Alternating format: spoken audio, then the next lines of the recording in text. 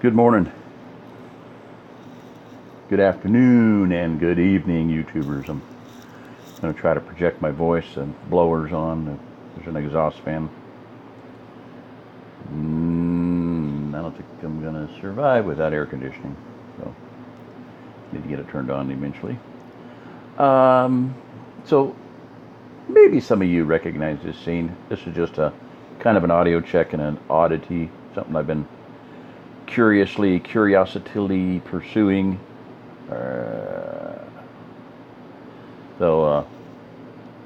This is a scene, some of the closing scenes from the movie Citizen Kane.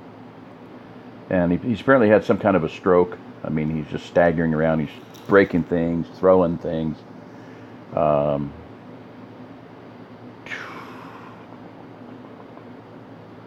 Whatever his name is like William Randolph Hearst. It's two syllables.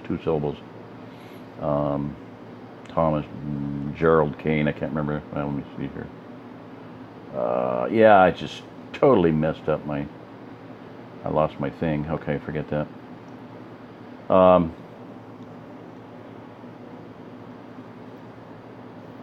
So anyway, it's the same syllable layout as William Randolph Hearst. It's a newspaper magnate / politician, incredibly wealthy man, blah, blah, blah. I mean, the house is gigantic. It's a castle, and there's, it looks like maybe 40, 50, maybe 100 servants watching. So, anyway, as he's breaking things, he picks up this snow globe, and then he's walking over, staggering over, and he's disturbed it, so it's shaking, and he looks down at it, and he sees the snow. And then he murmurs, Rosebud. Now notice that the K of his, what do you call them things, a tie clasp, or whatever, is hanging upside down and backwards.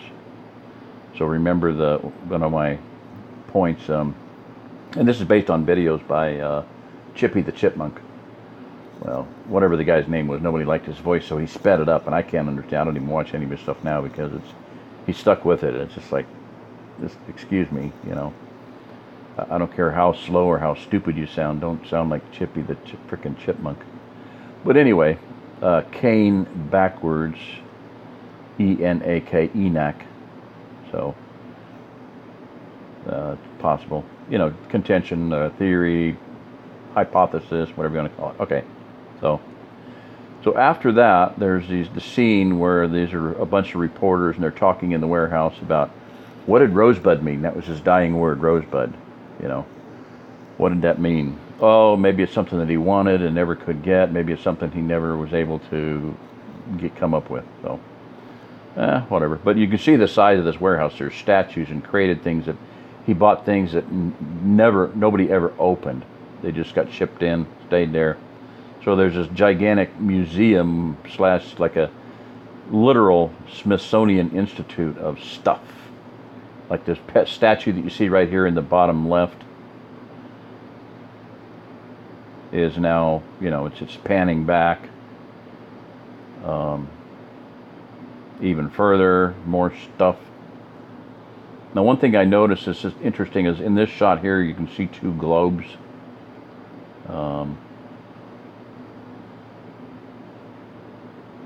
There's one here and one there, and there might be more, but just above those there's globes. So just interesting. And then just an insane amount of stuff, just obviously beyond any. So then it starts kind of panning down and closer and closer. There's the two globes again, spread across there, and it comes down further and closer and further and closer until it gets to right there. And there is the sled, the snow sled, right here. Okay. And then the next scene, yeah, right. In the next scenes coming up here is workers coming. He picks it up. Now there you can see it. If I inverted that, or if you could have wrote that down, it says Rosebud on it. And here the big chunky guy in the coveralls here in the foreground with the white, looks like a cook's hat on to me. Taxi cab. He throws it in the furnace. Rosebud. That's probably the closest and best and clearest shot of it. And then the paint burns down and leaves Rosebud and the Rosebud on there. So, don't do that.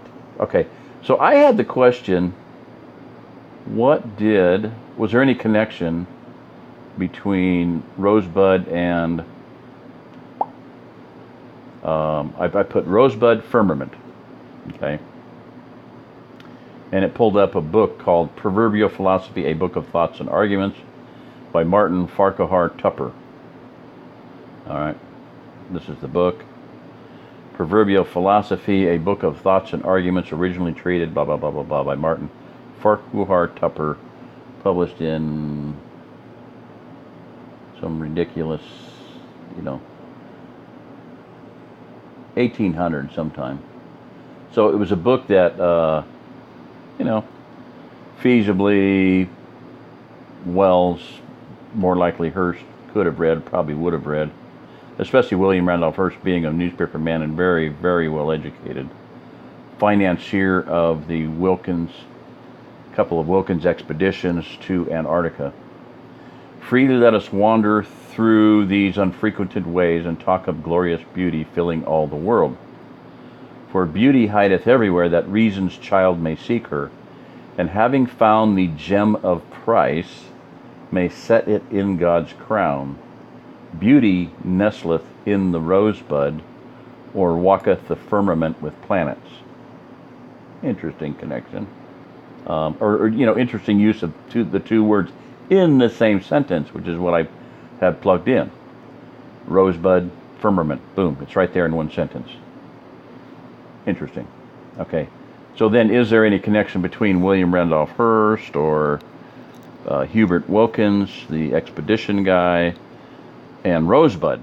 Well, this is really not, I'm sure I would think somebody's come up with this already, but if they haven't, okay, I did.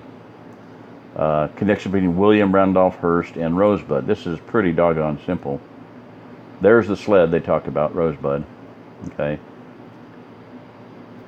And there's all kinds of, this is one of the biggest mysteries. This is, supposedly, some people consider this the greatest movie of all time. Go figure that. Like I said, Orson Welles had complete control of it. Financed by William Randolph Hearst. It was telling William Randolph Hearst's story. And William Randolph Hearst was married, and he wanted to get a divorce, and they didn't get a divorce. But he had a girly friend, Rosebud, actress Marion Davies, the woman newspaper magnate. They did not get married. They lived together. He said the heck with his wife, and they lived together for basically the rest of their life or something like that. So when his wife would not go through a divorce, William Randolph Hearst chose to live with Marion Rosebud Davies, mistress of the newspaper or whatever. So, Mistress Manifesto. Marion Davies, actress and mistress of William Randolph Hearst, Rosebud. So there you have it. Interesting little tidbit for you to chew on. So, okay, sound check. Hopefully that came out okay. If not, I'll have to turn the furnace off and just suffer, and I won't read very much. So, it's about suffocating in here. Like choke, suffocating. All right.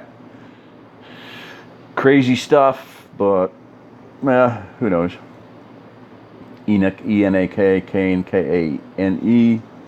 Who knows? It's just a possibility. Now, Hearst didn't go on the expedition. I had thought I read that he did, but it said he financed the expedition.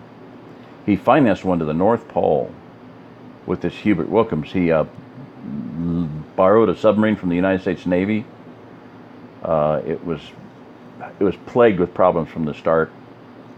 Got way up there toward the North Pole and found out that he didn't have his diving planes, like somebody had removed them. You know, I mean, like sabotage, seriously bizarre stuff. Engine went out, another engine went out, rebuilt it in England, took off, never was able to do what he wanted to do. And William Randolph Hearst, who was financing it, sent him a message and said, look, give it up. It's hopeless. You can try it again later with a better ship. So they canned it and ended up sinking, this is interesting, sinking the submarine with the permission of the United States Navy in a Norwegian fjord. Now, the same guy is also famous for being the first pilot to fly from the old world to the new world. Him and another guy, younger guy. But Hubert Wilkins flew from Point Barrow, Alaska to the unpronounceable islands in Norway. So anyway, and I'm wondering, like, what did it look like on a flat Earth map? You know. So just my oh shoot, it was up, and it has to reload. Of course, it has to flipping load. So I'm just going to dot it in here. I don't have to go back and. There's Point Barrow, Alaska, where the blue slot is, and this is the island. So they flew from Point Barrow, Alaska to those islands, and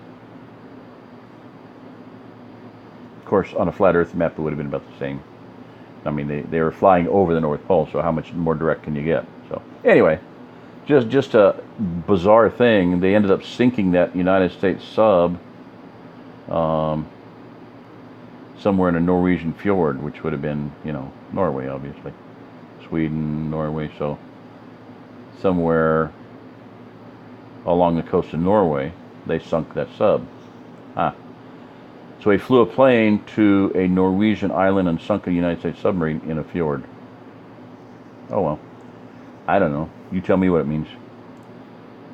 Here's another really flipping oddity. I've said this one before, but I'll say it again just for grins and giggles.